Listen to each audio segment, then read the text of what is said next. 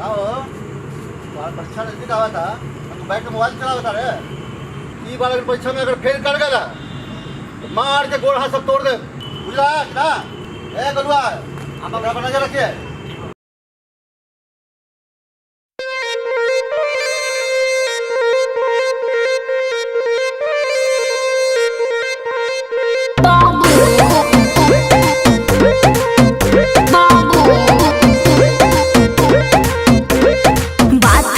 हफ्ते में कि दिन घुमाओगे, हर शाम को गोलगप्पे और आइसक्रीम भी खिलाओगे।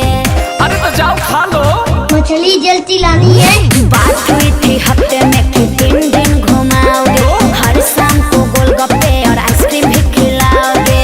भूल गए हो जानू तुमको लव के संस्कार। बेबी गुस्सा हो बेबी? ना बेबी ना। बेबी गुस्सा हो? नहीं गुस्सा हो। ये बेबिया गुस्सा हो क्या? अरे तोरी माई के ना रे। तो बोल क्यों नहीं रहा? अरे पढ़ब ना तो जान बाबू लगी है हो माँ। अरे नहीं तो बाटे बुद्धि जाम की जाम का पार।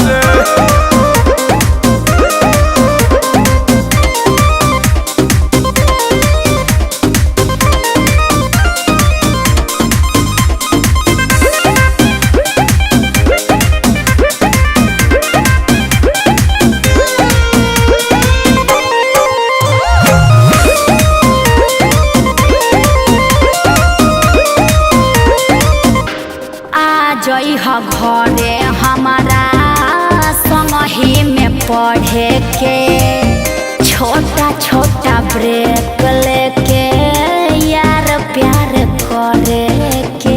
बाबू जनी है जे बाबू जी तुम्हारी मारी के खाई निकाल दी है रहसो। खाई न तो हरा मोहल्ला में राती में घूमे पड़ा सासों।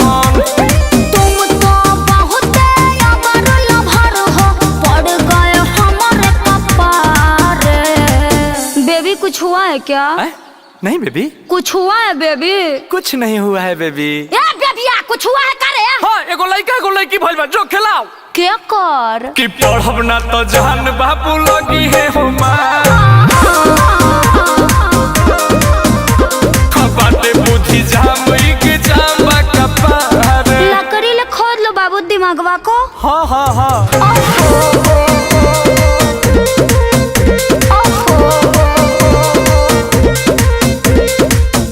इश्क जे करेला जानू रिस्क उहेले बे। अरे मिथुन चक्रवर्ती है हाँ। जानू तो लैला खातिर जानवो भी देवे।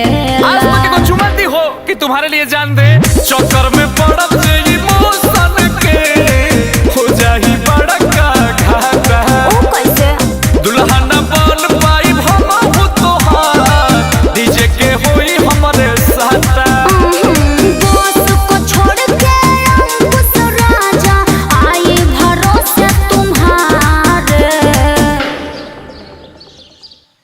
ले ले ले ले ले बेबी, कितना प्यार करती हो मेरे से। इधर देखो बेबी बाबा, बेबी बाबा बाबा गोड़ लगते नहीं बाबूजी। आइल रही पढ़े पढ़ के चाहे तो लगी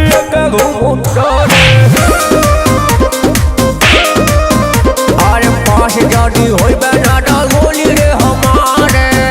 अरे नहीं पिताश्री, A ग्रेड से पास होंगे।